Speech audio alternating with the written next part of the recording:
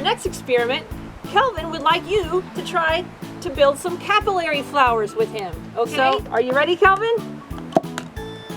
Safety goggles of science, and he's ready to build some capillary flowers. Let's try it. This one's really simple. All you need are coffee filters, some washable markers, a clear cup, and some water. Okay? Oh yeah, and when it dries, you're gonna need a pipe cleaner, but we'll get that in a minute. So, what we're gonna demonstrate here is a really cool science experiment. It's a property of water. So you're gonna take your coffee filter and about 1 inch from the center, you're gonna draw a circle. Okay, well, maybe your circle will be prettier than my circle. You don't need a lot of ink. Just about 1 inch from the center. So, yeah, close. And if you want to decorate, you can. But for now, we're just going to try a simple circle. That's the cool thing about experimenting. You can always keep trying different things. So we're going to fold it in half. And then we're going to fold it in half again. That means quarters. And then we're going to fold it in half again. So those are eighths. Kind of like a slice of pizza. So if your whole coffee filter was a pizza, that's 1 slice. Next, we are going to take some water, pour it in a clear cup. If you have a clear glass or a cup works. And you just need a little bit. And what we're going to do to test it, so to test it, we're going to put this outside the cup first to make sure that the water is below the line you drew. You see that? Okay. So now we're going to set it in there. And we're just going to observe it for a little while. So now we're going to set it in the water. We're going to watch it. Wow, what's happening? You have to be patient. Sometimes science experiments take a while. So we'll just leave that set for a few minutes, and we're going to talk about color. So color, what are the colors in the rainbow? Does anyone know? Here's some hints for you, my markers. Red, orange, yellow, green, blue, and purple, or violet. Indigo's in there too, but I don't have an indigo marker. So, has anyone ever heard of Roy G. Biv? R for red, O for orange, Y for yellow, G for green, B for blue, I for indigo, which is just a deep, deep blue. There we go, indigo. And then V for violet. And those are the colors of the rainbow. And they're the colors of light, white light. It's a combination of all colors. Okay, now look at this. Do you see that happening? What's happening? It's kind of soaking up, and the water is pulling the color up the paper. That is called capillary action. Have you ever heard of capillary action? Maybe the older folks in the room have, but maybe some of you younger folks haven't yet, but now you're learning about capillary action. So it just means that it's being sucked up through the paper, or if you think about plants and how they drink water, or trees and how they get water from the ground, there's no pumps in there. It's called capillary action, where it's being wicked up or sucked up the paper or brought up through the tree trunk or the flower stem. And if you get a plain white flower like a carnation, when the florists are back open, you could put a carnation in some colored water and you would be able to see the capillary action going up through the flower petals eventually. It's a pretty neat experiment to do. And here you see, because these are not the primary, purple's not a primary color. Who knows what the primary colors are? Any ideas? Yeah, red, blue, and yellow are primary colors. So the pigments moving up the paper, if it's not a primary color of the marker you used, then you also get to see the color separating. The color pigments are coming apart because they move at different rates in the water. So the blue moves a little faster than the purple, doesn't it? So we'll see how far that goes. It's gonna take a few minutes, and the longer you wait, the more color separation you'll see. The cool North Carolina connection related to capillary flowers that we are doing here in our kitchen is biomedical engineering researchers from the North Carolina State University and the University of North Carolina at Chapel Hill, and they've developed some inexpensive paper pumps. I know they're not really pumps, right? It's just paper, and it's capillary action of the paper. And these pumps that they're using the capillary action in, they move very small amounts of fluids. So their device uses pieces of paper that are teeny weeny tiny thin. They're 125 microns thick. That's just a little more than the thickness of a hair on your head. Look at the hair on your head. That's pretty thin, isn't it?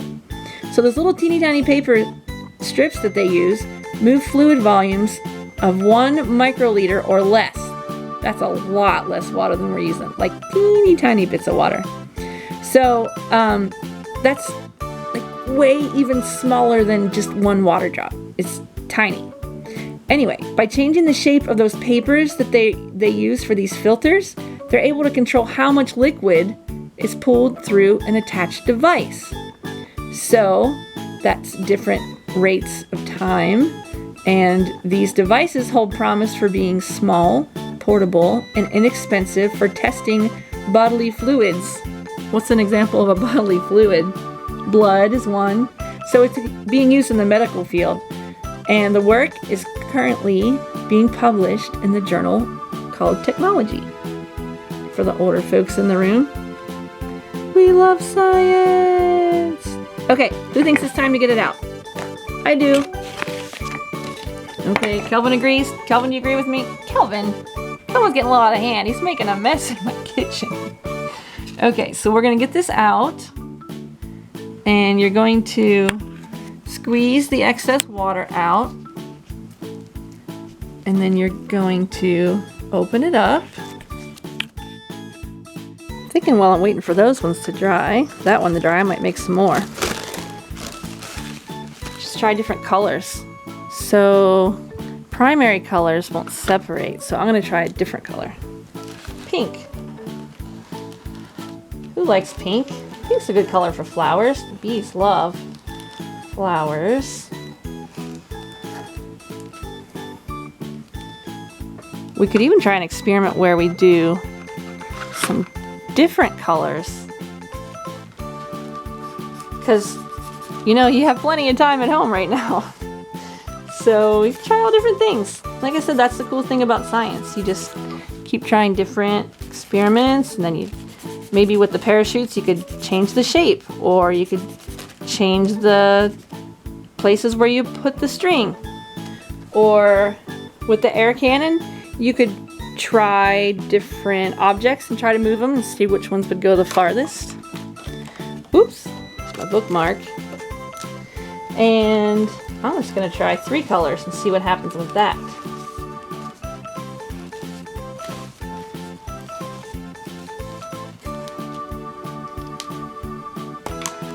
Then we're going to fold it in half. And then we're going to fold it in quarters. And then we're going to fold it in eighths. Okay. Kelvin, you ready? Kelvin, you're acting crazy. All right, it's your turn. You do it.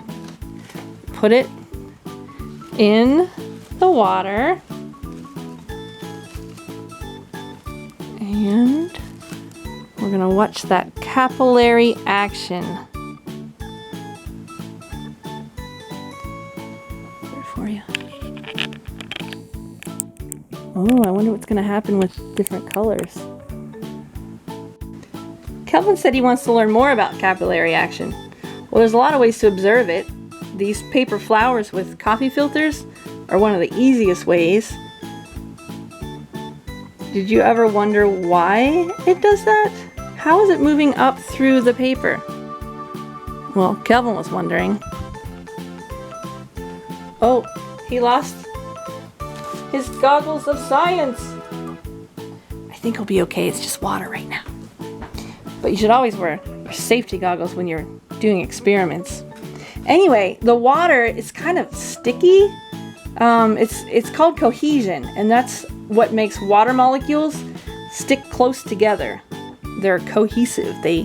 They're like bubble gum when it's to stick to your hair. Well, that's how water is to each molecule of itself.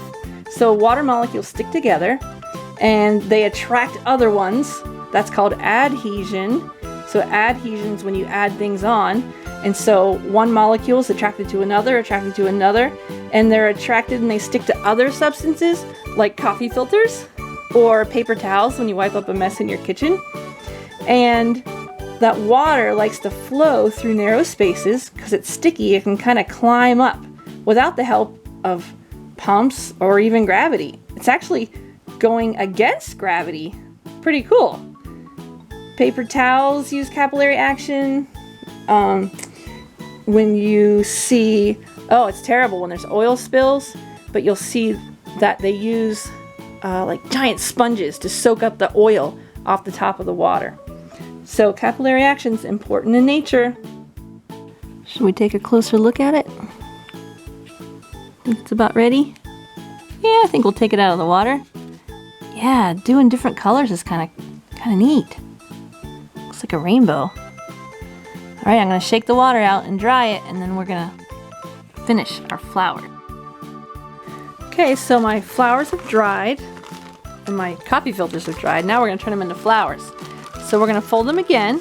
Remember, half, quarter,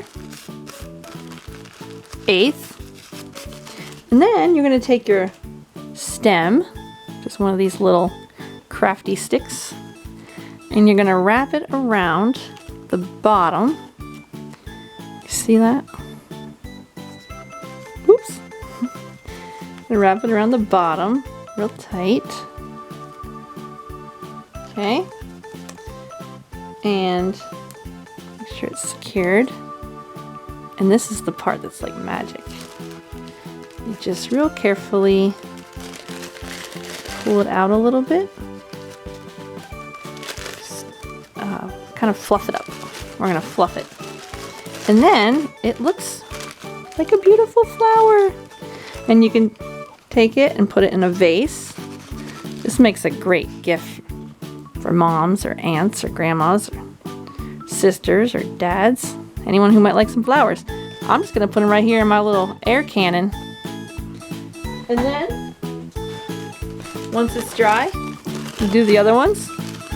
And you can make a whole flower bouquet. And it's pretty much for free. And you don't have to pick flowers outside because once you pick them they die. So we don't want to do that. Sometimes we do. But not in parks. Just in your yard or your garden. And we can have a whole flower bouquet. So there you have it. Capillary flowers. Isn't that pretty?